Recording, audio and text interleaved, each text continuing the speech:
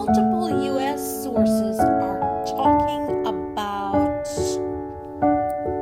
the Trump administration considering Ukraine's long ago request for the long-range Tomahawk missiles. Now, here's something to remember. Ukrainians can already send projectiles 1,500 miles into Russia. They've done that. But the projectiles in question are drones. And while drones are inexpensive, when you send a drone strike that far out, there is a considerable risk that many of the projectiles are not going to make it there. Now, again, Ukrainians have been incredibly successful with this. So, now, what does it mean that the administration is considering? Well, given what we know about the administration, it means very little. Considering, talking about, discussing, all of that means very little. What would mean more is something specific, like U.S. will deliver or sell this many Tomahawk long-range missiles to Ukraine by thus and such date at thus and such price. That would be something.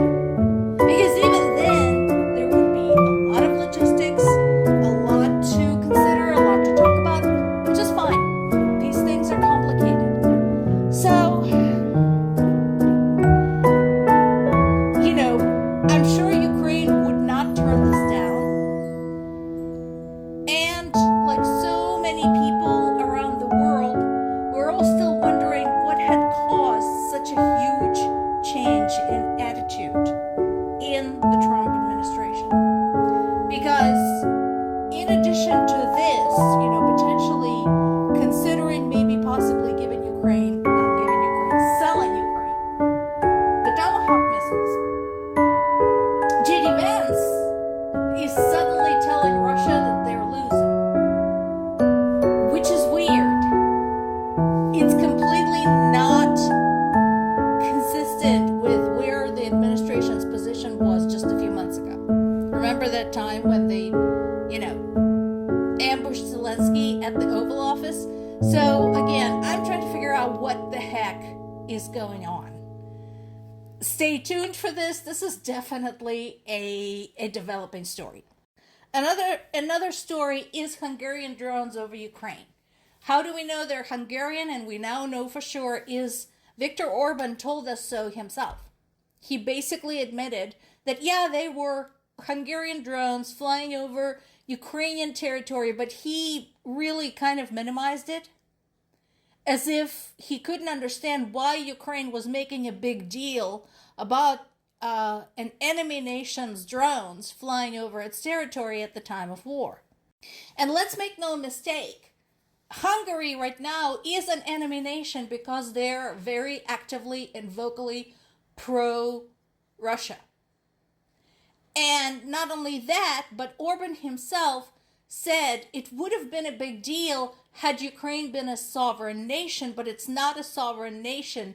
They stopped being a sovereign nation when a fifth of their territory got taken by Russia. What kind of a fucked up language that is, I do not know. But what I would strongly suggest to all Hungarians right now is go back,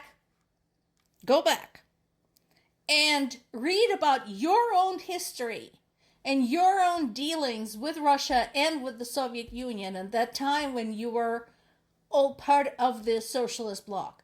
Go back and read what that was like. You guys are headed that way, possibly already there. Just saying.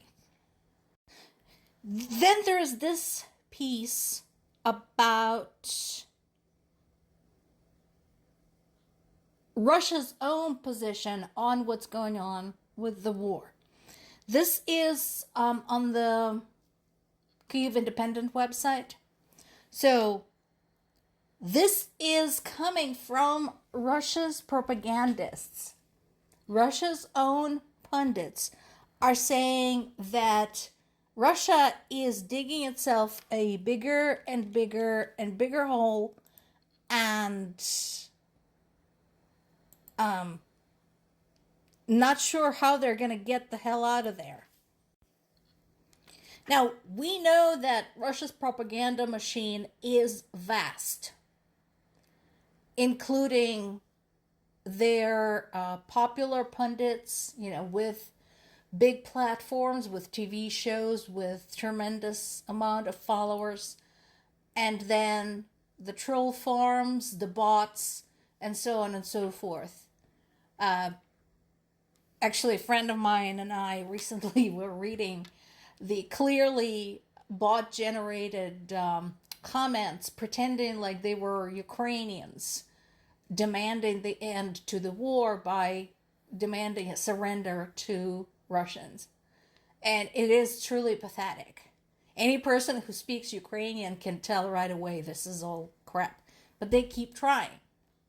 And then, of course, there is the troll campaigns and the propaganda campaigns around elections in the European nations, just like we just saw in Moldova, and cyber attacks and sabotage and so on and so forth. So we know all of that is part of something grand. But at this point, even Russia's pundits are starting to say that Russia's Ministry of Defense is lying. That it was a huge mistake to underestimate Ukraine.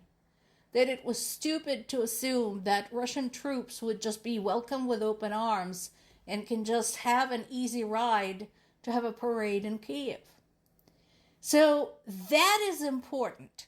Now, does Putin have the power still to arrange windowsill accidents for people who say this? Sure, absolutely. But the fact that this is being said out loud in Putin's Russia is very significant. So if you don't believe me because I am biased, because I am a Ukrainian American, you can go and ask them and see what they say. Would you believe the Russian sources since you're anti-Ukraine? Here you go. More to come.